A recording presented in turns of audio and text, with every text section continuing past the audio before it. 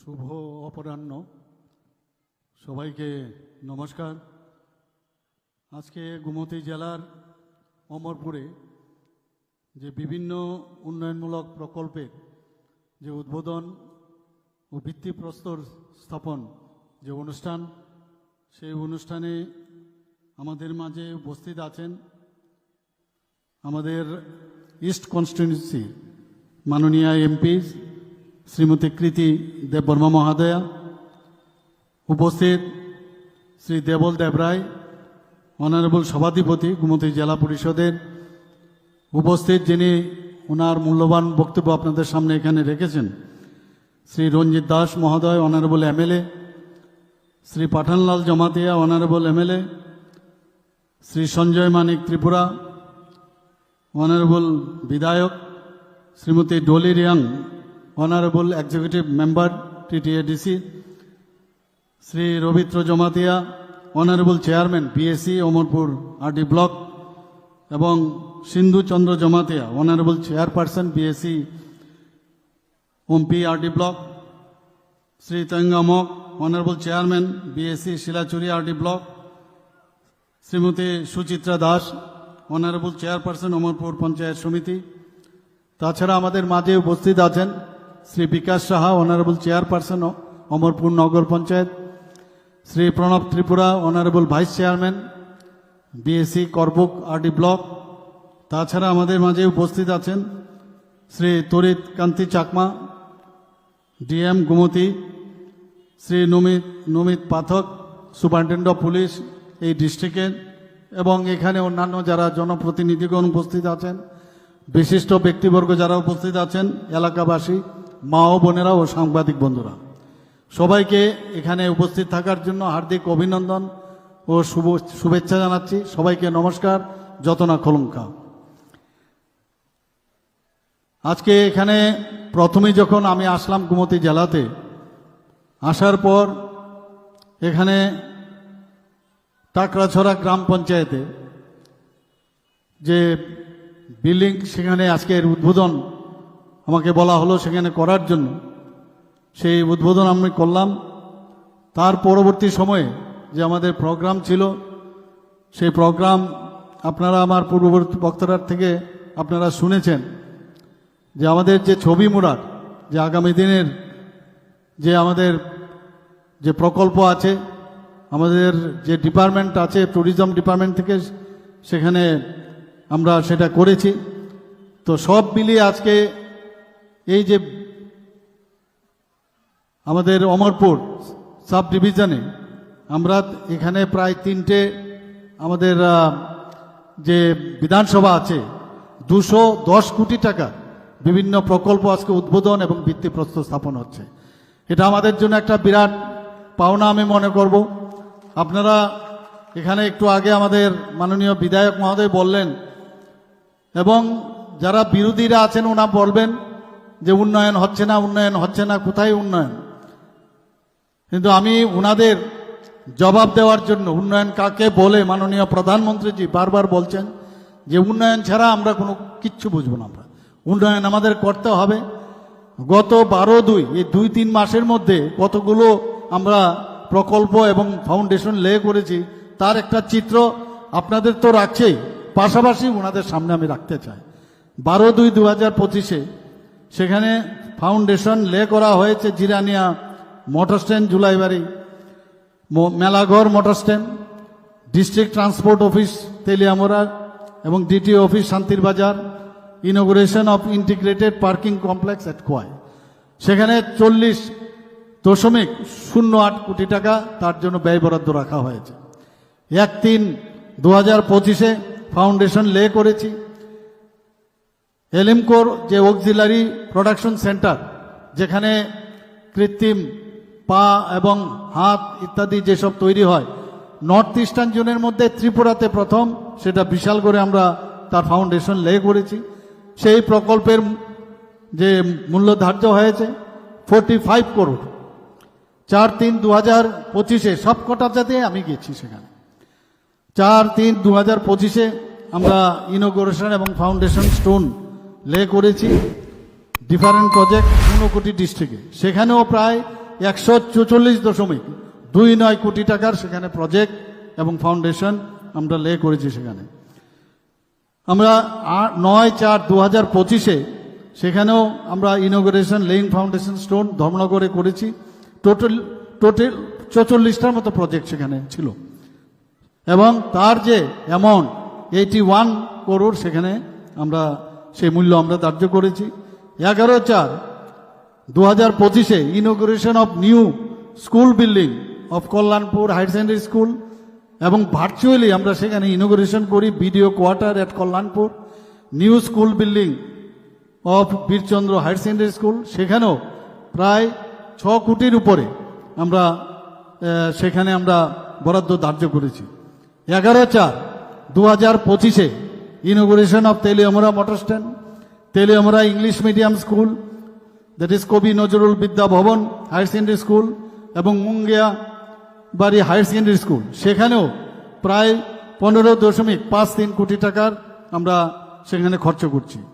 22/4/25 inauguration of Amtali higher secondary school, virtual inauguration of Henry Derozio school, Gandhigram higher secondary school, তাছাড়া Taltalia higher secondary school, new building of higher secondary school এবং Nandannagar higher secondary school, সেখানেও 27.40 কোটি টাকা আমরা খরচ করছি। 2/5/2025 inauguration of school building of Ramnagar higher secondary school, Barkathali higher secondary school, Hezamara higher secondary school, Darugamura higher secondary school এবং আমাদের Khudiram Basu engineering medium higher secondary school, Sukanta academy English medium school Majlishpur, সেখানেও 8.7 কোটি টাকা আমরা খরচ বরাদ্দ করেছি। অর্থাৎ টোটাল 368.21 কোটি টাকা আমরা এর মধ্যে এই খরচ আমরা এখানে রেখেছি। বন্ধুগণ, আজকে এতগুলো প্রকল্প এবং এতগুলো ফাউন্ডেশন লে সমস্ত জায়গায় যে মৌলিক যে সমস্যা মানুষদের, সেই সমস্যার সমাধানে সেটা স্বাস্থ্য দপ্তরেরই হোক, আপনার স্কুল দপ্তরেরই হোক, বা যেখানে কলেজ আমাদের আছে হায়ার এডুকেশনে, সেখানেও সব জায়গায় আমরা কিন্তু সেই বিষয়গুলো আমরা মাথায় রেখে আমরা সেভাবে খরচ আমরা করছি। উন্নয়ন ছাড়া আমাদের কোনো কথাই হবে না। আমরা এর মধ্যে আপনারা সবাই জানেন যে আমাদের কিছুদিন আগে আমাদের রাজ্য সরকার স্বাস্থ্য সরকারের যে যে আমাদের অগ্রাধিকারের বিষয় আমরা সবসময় সেটাকে দিয়েছি।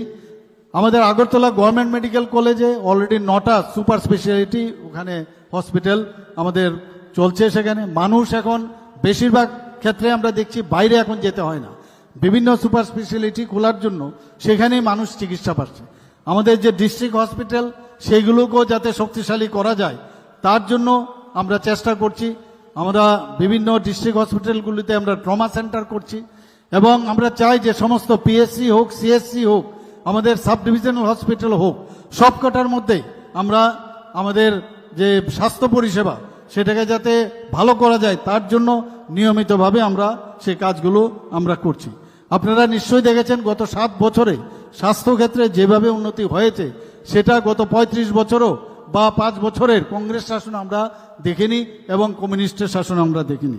বন্ধুগণ, এর মধ্যে আপনারা দেখেছেন যে জিবি হাসপাতালে কিডনি প্রতিস্থাপন হয়েছে। এর আগে কিডনি ত্রিপুরাতে স্থাপন হবে সেটা কোনোদিন কেউ ভাবতে পারেনি এবং এখনও আরও কয়েকজন ডোনার্স এবং রেসিপিয়েন্ট অলরেডি তৈরি আছে, সেখানেও আমাদের সেই কিডনি প্রতিস্থাপন এর মধ্যে আরও করা হবে। এখানে প্রায়শ বলা হয় যে মানুষ সেখানে যারা রুগীরা আছেন, রুগীরা গিয়ে শয্যা পায় না সেখানে, এবং সেখানে এই জিএমসির মধ্যে আমরা ডাবল আসন সংখ্যা এর মধ্যে করেছি। 727 বেড সংখ্যা ছিল, সেখানে এর মধ্যে আমরা 1413 মানে সেই শয্যা সংখ্যা আমরা করেছি। এর মধ্যে আমি আধিকারিকদের বলেছি এতে শুধু তাই নয় আরও বেশি বাড়াতে হবে, তো ওনারা আমাকে কথা দিয়েছেন আরও 100 আসন শয্যা সেখানে কিছুদিনের মধ্যে হবে এবং তার প্রক্রিয়াও চলছে। বন্ধুগণ, আমরা এখানে রাজ্যে মেডিকেল হাব তৈরি করার আমরা চিন্তা ভাবনা করছি। অলরেডি একটা বেসরকারি মেডিকেল কলেজ এখানে এসছে, সেখানেও প্রায় 150 এমবিবিএস সিটের সেটা ফার্স্ট ইয়ার এখানে শুরু হয়ে গেছে। আগরতলা গভর্নমেন্ট ডেন্টাল কলেজ সেটাও আমরা স্থাপন করেছি, 63টা সেখানে শাসন সংখ্যা নিয়ে সেটা শুরু হয়েছে। এবং টিএমসি এখানে আছে, ত্রিপুরা মেডিকেল কলেজ, সেখানেও তারা 100 MBBS এর আসন সংখ্যা নিয়ে আজকে বহুদিন ধরে ওনারা কাজ চলছে এবং ওনারা বলছেন যে আরও 50টা আসন সংখ্যা যেখানে যাতে ওখানে বাড়ানো যায় তার জন্য ওনারা চেষ্টা করছেন। আমাদের সরকারও সেইভাবে ওনাদেরকে সাহায্য করছেন। আমাদের এখানে নার্সিং কলেজ হচ্ছে, বাইরের নামি দামি সংস্থা এখন বাইরের থেকে আমাদের ত্রিপুরাতে তারা নিবেশ করার জন্য আমাদের কাছে আসছে। আপনারা নিশ্চয়ের মধ্যে শুনে খুশি হবেন যে আমাদের সিজা হসপিটাল ত্রিপুরাতে ওনাদেরকে আমরা জমি দিয়েছি। সেই জমি দেওয়ার কারণে এখানে ওনারা মানে 700 কোটি টাকা ব্যয়ে একটা সুপার স্পেশালিটি হসপিটাল এখানে করবেন, আস্তে আস্তে করে সেই ব্যবস্থা এখানে হচ্ছে। আপনারা এবারের বাজেট আপনারা দেখেছেন, সেখানেও যে স্বাস্থ্য ক্ষেত্রে প্রায় 1948.69 কোটি টাকার বরাদ্দ রাখা হয়েছে এবং 2024-25 অর্থ বছরের তুলনায় 12.89% বেশি করা হয়েছে। আপনারা শুনে খুশি হবেন এবারের যে আমাদের যে বাজেট 2025-26 সেখানে আমি বারবার বলেছি, আমাদের যে অর্থ দপ্তরের যিনি মাননীয় মন্ত্রী বাহাদুর আছেন, যে একটা মানে টার্সিয়ারি একটা আই হসপিটাল ত্রিপুরাতে করা প্রয়োজন। ILS এর পাশে একটা জায়গা আমরা চিহ্নিত করেছি, সেখানে 100 বেডের আই হসপিটাল সেখানে হবে এবং আমি বলেছি আইয়ের জন্য যেন বাইরে না যেতে হয়, সুপার টু সুপার যেখানে সব ধরনের চোখের চিকিৎসা সম্ভব হবে সেইভাবে যেন সেই অপথলমোলজি রিজিওনাল ইনস্টিটিউট অপথলমোলজি সেটাও করার আমরা এবার বাজেটে আমরা সংস্থান রেখেছি। বন্ধুগণ, প্রধানমন্ত্রী জন আরোগ্য যোজনার কথা যদি বলি, এখন পর্যন্ত প্রায় 222 কোটি 42 লক্ষ টাকা এখন পর্যন্ত যে বিভিন্ন দাবি দেওয়া যে নিষ্পত্তি সেটা করা হয়েছে। প্রায় 4,08,000 এর উপরে সুবিধাভোগী যারা বেনিফিশিয়ারি তাদেরকে সেই সুবিধা দেওয়া হয়েছে। এখন পর্যন্ত প্রায় 5,49,000 পরিবারের প্রায় 15,75,000 উপরে তাদেরকে আয়ুষ্মান কার্ড দেওয়া হয়েছে। আমরা চিফ মিনিস্টার জন আরোগ্য যোজনা সেটাও আমরা শুরু করেছিলাম, সেখানেও আমরা প্রায় 2,28,000 পরিবারে প্রায় 4 লক্ষ প্রায় 5 লক্ষ যে সুবিধাভোগী বেনিফিশিয়ারি তাদেরকেও আয়ুষ্মান কার্ড আমরা দেওয়া হয়েছে। আমরা বন্ধুগণ শুধু আমরা বিল্ডিং তৈরি করছি না, মানব সম্পদও যাতে তৈরি হয় সেই জন্য আমরা কাজ করে চলছি। বন্ধুগণ, এখানে জনকল্যাণ জনজাতি কল্যাণে আমরা বহু কাজ, এখানে জনজাতি ভাই বোনেরা এখানে আছেন, আমরা তাদের শিক্ষার মান যাতে উন্নয়ন হয়, সমস্ত জনজাতি ছাত্রছাত্রীদের স্টাইপেন্ড ও স্কলারশিপ দেওয়ার আমরা সব ব্যবস্থা এখানে রেখেছি। বন্ধুগণ, আপনারা জানেন যে supplementary education for elementary classes 2022 নামে একটি নতুন প্রকল্প আমরা জনজাতি এলাকায় আমরা শুরু করেছি। এখানে মোট 3টি ডিগ্রি কলেজ, এর মধ্যে আমরা ডিগ্রি কলেজে হোস্টেল জনজাতিদের জন্য করেছি, মহিলা কলেজ আগরতলা, আম্বেদকর কলেজ ফটিকরায়, গন্ডাছড়া সরকারি কলেজ, সেখানেও আমরা এই যাতে ডিগ্রি কলেজে হোস্টেল আমরা তৈরি করেছি। সেখানে একলব্য মডেল যে রেসিডেন্সিয়াল স্কুল আগে 4টে ছিল, এখন আমাদেরকে 21টা রেসিডেন্সিয়াল যে একলব্য স্কুল সেটা মাননীয় প্রধানমন্ত্রীজির যে মার্গদর্শনে সেটা আমাদের সম্ভব হচ্ছে। এর মধ্যে আপনারা নিশ্চয়ই জানেন যে মাননীয় প্রধানমন্ত্রী 9ই মার্চ 2024 করবুক ও রূপাইছড়িতে 2টি একলব্য মডেল রেসিডেন্সিয়াল স্কুল সেখানে উনি উদ্বোধন করেছেন। বাকি 21টার মধ্যে যে 13টি একলব্য স্কুল আছে সেগুলো আগামী দিন আমরা অতি অল্প সময়ের মধ্যে আগামী বছরের মধ্যে সেগুলো আমরা কমপ্লিট করার আমরা চিন্তা ভাবনা করছি। রাজ্যের জনজাতি অধ্যুষিত 12টি ব্লক যে আছে সেখানে এসপিরেশনাল ব্লক হিসাবে আমরা ঘোষণা দিয়েছি। তাতে করে বাজেটের যেখানে যেখানে আমাদের ডিস্ট্রিক্টগুলো আছে, দলাই ডিস্ট্রিক্ট এসপিরেশনাল ডিস্ট্রিক্ট আমরা সেটাকে ঘোষণা করেছি। তো 10% বাজেটের বেশি তারা ওখানে পাবেন। ব্রুরিয়াং শরণার্থীদের আপনারা সবাই জানেন যে কত রকমের ক্রোকোডাইল টিয়ার্স অশ্রুরোদন আমরা দেখেছি, কিন্তু আমাদের সরকার আসার পর এই ব্রুরিয়াংয়ের 23 বছরের সমস্যা 2020 সালে 16ই জানুয়ারি ভারত সরকার এবং ত্রিপুরা সরকার, মিজোরাম সরকার এবং ভূ সম্প্রদায়ের যারা লিডাররা আছেন তাদের মাধ্যমে একটা চুক্তি আমরা করেছি। আমরা জনজাতিদের যে পাঁচরা আছে সেটা আপনারা সবাই জানেন, পাঁচরা এবং যে আমাদের রিসা সেটা কিন্তু জিআই ট্যাগ পেয়েছে। আমরা 2019 সাল থেকে 2024 সাল পর্যন্ত রাজ্যের জনজাতিদের সম্প্রদায়ের প্রায় 60 জন পদ্মশ্রী সম্মানে ভূষিত হয়েছেন, আপনারা সবাই জানেন। এর মধ্যে 2024 সালে শ্রীমতী শ্রী চিত্তরঞ্জন দেব বর্মা তথা চিত্ত মহারাজ এবং শ্রীমতী স্মৃতিরেখা চাকমা পদ্মশ্রী সম্মান লাভ করেছেন। আমরা কিছুদিন আগে আপনারা সবাই জানেন যে 4ই সেপ্টেম্বর 2024 যতক্ষণ ধরে শান্তি প্রতিষ্ঠিত না হবে কোনো অবস্থায় কোনো জায়গায় ডেভেলপমেন্ট সম্ভব হয় না। আমাদের 28টা রাজ্যের মধ্যে ত্রিপুরা এখন নিচ থেকে থার্ড পজিশনে এখন আছে, সর্বনিম্ন স্থানে আছে। সেই জায়গায় মানুষ এখন আসছে ত্রিপুরাতে। এবং গত 4ই সেপ্টেম্বর 2024 কেন্দ্রীয় স্বরাষ্ট্রমন্ত্রী শ্রী অমিত শাহজির নেতৃত্বে এবং ত্রিপুরা সরকারের তরফ থেকে আমিও সেখানে ছিলাম, এবং আমাদের এনএলএফটি এবং এটিটিএফ এর পক্ষ থেকে যারা প্রতিনিধিরা সেখানে গিয়েছেন তাদের একটা সমঝোতা হয়, এবং সেই অনুসারে 24শে সেপ্টেম্বর 2024 এনএলএফটি এবং এটিটিএফ এর সদস্যগণ তারা অস্ত্র সমর্পণ করেছেন। এবং এখন বলা যায় ত্রিপুরাতে এখন কোনো রকম যারা টেররিস্ট এখানে ত্রিপুরাতে নেই। তাই আমরা বলতে পারি যে ত্রিপুরা এখন টেররিস্ট মুক্ত ত্রিপুরা। বন্ধুগণ, মুখ্যমন্ত্রীর আবার মিশন প্রকল্পে যাতে অধিক সাফল্য আমরা পাই তার জন্য 30,000 হেক্টর থেকে বাড়িয়ে আমরা 69 হেক্টর আমরা সেখানে হেক্টর করা হয়েছে। বন্ধুগণ, আমরা জনজাতিদের উন্নয়নে ভারত সরকারের যে বিশেষ প্যাকেজ 100 কোটি টাকা, সেটাও আমরা জনজাতিদের জন্য বিভিন্ন যাতে তাদের বিভিন্ন উদ্যান চর্চা হোক, পশুপালন, ক্ষুদ্র ব্যবসায়ী হোক এবং ক্লাসরুম, ভোকেশনাল ট্রেনিং সেন্টার ইত্যাদি বিষয়ে সে 100 কোটি টাকা আমরা খরচ করার আমরা ব্যবস্থা করেছি। প্রধানমন্ত্রী আদর্শ গ্রাম যোজনা যদি কথা বলি, সেখানেও 375টি জনজাতি অধ্যুষিত গ্রাম যেটা আছে সেখানে প্রতিটা গ্রামে 20,35,000 টাকা করে প্রদান করা হবে, এবং তাতে করে প্রায় 70 কোটি টাকার উপরে আমাদের সেই অনুমোদন আমাদের বাজেটের মধ্যে রাখা হয়েছে। বন্ধুগণ, ধরতি আভা জনজাতি গ্রাম উৎকর্ষ অভিযান, সেখানেও গত 2রা অক্টোবর 2024 আমরা ধরতি আভা জনজাতি গ্রাম উৎসর্গ অভিযান নামে একটা নতুন প্রকল্প আমরা সূচনা করেছি। সেখানেও বিভিন্ন আবাসন নির্মাণ, গ্রামীণ সড়ক এবং ইত্যাদি, বিদ্যায়তন, নতুন সৌর প্রকল্প, গৃহস্থলীয় সরকারি প্রতিষ্ঠান, সেগুলোর জন্য আমরা সেই উৎকর্ষ অভিযান আমরা শুরু করেছি। শুধু তাই নয়, আমরা এর মধ্যে ট্রেসপের মাধ্যমে প্রায় 1400 কোটি টাকা আমরা ওয়ার্ল্ড ব্যাংক থেকে আমরা পেয়েছি। সেটা জনজাতি অধ্যুষিত এলাকায় সেটা জানি খরচ করা যায়, সেখানকার ডেভেলপমেন্টের জন্য যাতে খরচ করা যায় সেটাও আমরা এখন শুরু করেছি। বন্ধুগণ, মুখ্যমন্ত্রী জনজাতি বিকাশ যোজনা চালু করা হয়েছে।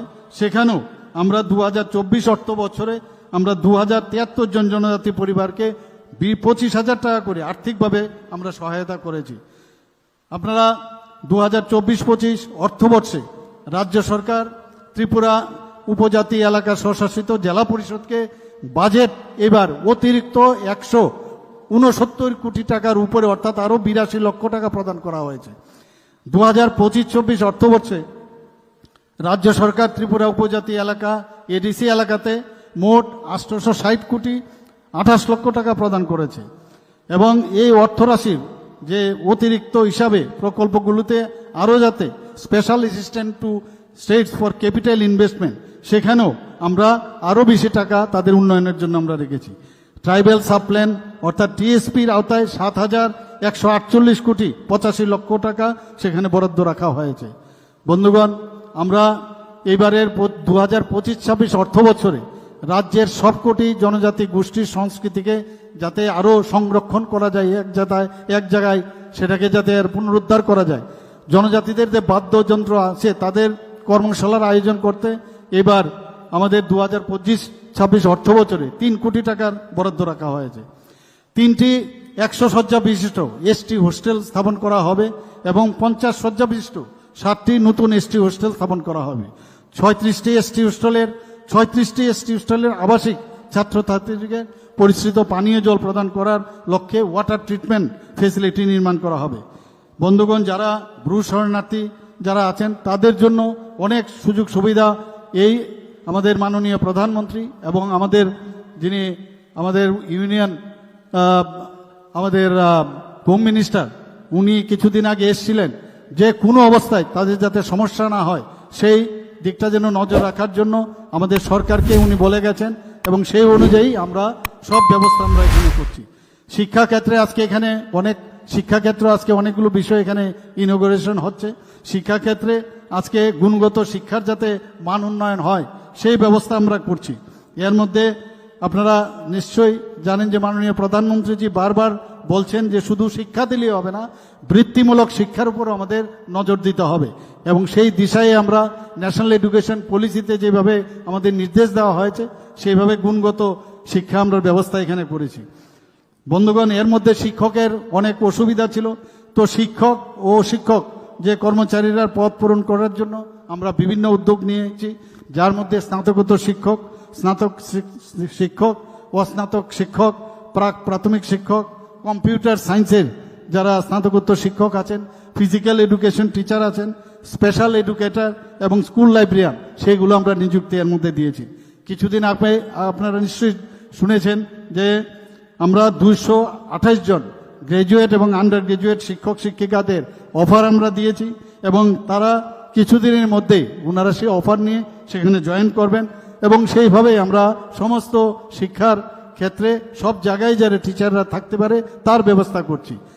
বন্ধুগণ, 2025-26 অর্থ বছরে বাজেটে আমরা বিশেষ গুরুত্ব দিয়েছি। প্রতিটি মহকুমায় আপনারা সবাই জানেন যে বিজ্ঞান ও ইংরেজি বিষয়ের উপর কোচিং সেন্টার যাতে চালু করা যায় তার সংস্থান আমরা করেছি। এই কোচিং সেন্টারে প্রতিটি মহকুমায় যারা একাদশ ও দ্বাদশ শ্রেণীতে যারা পাঠরত আছেন 100 জন করে তাদেরকে কোচিং গ্রহণ করতে পারবে এবং তার জন্য বিভিন্ন যে প্রাইভেট টিউটরের পিছনে দৌড়তে হবে না এবং প্রাথমিকভাবে এখন পর্যন্ত 7 কোটি টাকার ব্যয় বরাদ্দ রাখা হয়েছে এবার 2025-26-এ। বন্ধুগণ, 2025-26 অর্থ বছরে আপনারা শুনে খুশি হবেন যে আমবাসা, কাকরাবন ও করবুকে নতুন ডিগ্রি কলেজ স্থাপনের জন্য এইবারের যে বাজেটে সেই প্রস্তাব রাখা হয়েছে।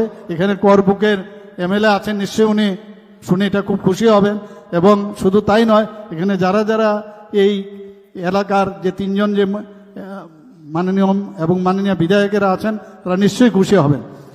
2025-26-এ আমরা আগরতলা, উদয়পুর ও আমবাসায় বিভিন্ন যে ত্রিপুরা কম্পিটিটিভ এক্সামিনেশন সেন্টার, আমরা বিভিন্ন ক্ষেত্রে বাইরে গিয়ে আমাদের ছেলে মেয়েদের পড়াশোনা করতে হতো এবং সেখানে গিয়ে কম্পিটিশনের সেন্টারে গিয়ে পরীক্ষা দিতে হতো। তার জন্য আমরা ত্রিপুরাতে এইবারের বাজেটে আমরা সেটার ব্যবস্থা আমরা রেখেছি। আপনারা নিশ্চয়ই জানেন যে আমাদের পঞ্চায়েতি রাজ যে পুরস্কার, এবার জাতীয় পঞ্চায়েতি রাজ পুরস্কার, সেখানে আমরা 60টি পুরস্কার আমরা পেয়েছি এবং আমাদের এই গোমতী জেলা এবং ধলাই জেলার গঙ্গানগর ব্লককে prime minister's award for excellence in public administration 2024 প্রদান করা হয়েছে। আমাদের এই গোমতী জেলার যিনি মাননীয় সম্মানিত ডিস্ট্রিক্ট ম্যাজিস্ট্রেট আছেন, উনিও সেই যে সম্মান সেটা ওখান থেকে নিয়ে এসছেন। আমি উনাকে এর জন্য ধন্যবাদ দেব যে উনি যেভাবে কাজ করেছেন এবং হোলিস্টিক ডেভেলপমেন্ট অফ ডিস্ট্রিক্ট সেই ক্যাটাগরিতে এই গোমতী জেলা সেটা পেয়েছে। এখানে দলাই জেলার যে ব্লক অ্যাসপিরেশনাল ব্লক আছে সেখানেও কিন্তু স্বসহায়ক দল গঠন, গড় নির্মাণ, গর্ভবতী মায়েদের পুষ্টি সহ বিভিন্ন ক্ষেত্রে গঙ্গানগর ব্লককেও এই অনুষ্ঠানের মধ্যে ওনাদেরকে ওখানকার যে আমাদের ধলাই জেলার ডিএম সাহেব সেখানে গিয়েছিলেন, ওনাকেও মাননীয় প্রধানমন্ত্রীজি ওনাকে পুরস্কৃত করেছেন। এবং পরিকাঠামো যাতে উন্নয়ন আরও হয় এই পঞ্চায়েতে, আমাদের মাননীয় প্রধানমন্ত্রীজি বারবার বলছেন যে যতক্ষণ পর্যন্ত আমাদের গ্রামের উন্নয়ন না হবে আমাদের দেশও সেইভাবে বা রাজ্য উন্নয়ন হবে না। যে কারণে আমরা বিগত 2 বছরে 44টি নতুন পঞ্চায়েত ভবন, 4টি ডিস্ট্রিক্ট পঞ্চায়েত রিসোর্স সেন্টার এবং 8টি পঞ্চায়েত লার্নিং সেন্টার সেটা গড়ে উঠেছে এবং 15টি পঞ্চায়েত সহ 25টি প্রতিষ্ঠানকে আন্তর্জাতিক মানের ISO মর্যাদায় উন্নতি করার জন্য আমরা উদ্যোগ নিয়েছি। ডিজিটালি যাতে সেখানে সব ব্যবস্থা থাকে তার জন্য আমরা সেই ব্যবস্থা আমরা করছি। অনলাইনে যাতে লেনদেন হয় এবং UPI পেমেন্ট ব্যবস্থা সেইখানেও এই প্রতিটা পঞ্চায়েতে হয় তার ব্যবস্থা অনেক পঞ্চায়েতে হয়ে গেছে, আরও অন্যান্য পঞ্চায়েতে যাতে হয় তারও আমরা চেষ্টা করছি। এর মধ্যে আপনারা সবাই জানেন যে ত্রিপুরা একমাত্র প্রদেশ যেখানে সমস্ত ভারতবর্ষের মধ্যে একমাত্র প্রদেশ যেখানে আমাদের ক্যাবিনেট থেকে আরম্ভ করে ডিস্ট্রিক্ট, স্টেট এবং আমাদের সাব ডিভিশনাল এবং ত্রিস্তরীয় পঞ্চায়েতে সব জায়গায় আমাদের অনলাইন এবং আমাদের অফিস তৈরি হয়েছে। এটা আমাদের জন্য অত্যন্ত গর্বের বিষয়। আমার সরকার পোর্টাল আমরা শুরু করেছিলাম। কিছুদিন আগে আমাদের মাননীয় প্রধানমন্ত্রীজি বলেছিলেন যে ইনোভেটিভ কিছু আইডিয়া আপনাদের ত্রিপুরাতে করেছেন কিনা আপনারা পাঠান। এর মধ্যে আমার সরকার পোর্টাল আমি পাঠিয়েছিলাম এবং আরেকটা আমি পাঠিয়েছিলাম, কিন্তু দেখা গেল চারটে, সমস্ত রাজ্যের মধ্যে চারটে রাজ্যকে উনি সিলেক্ট করেছেন।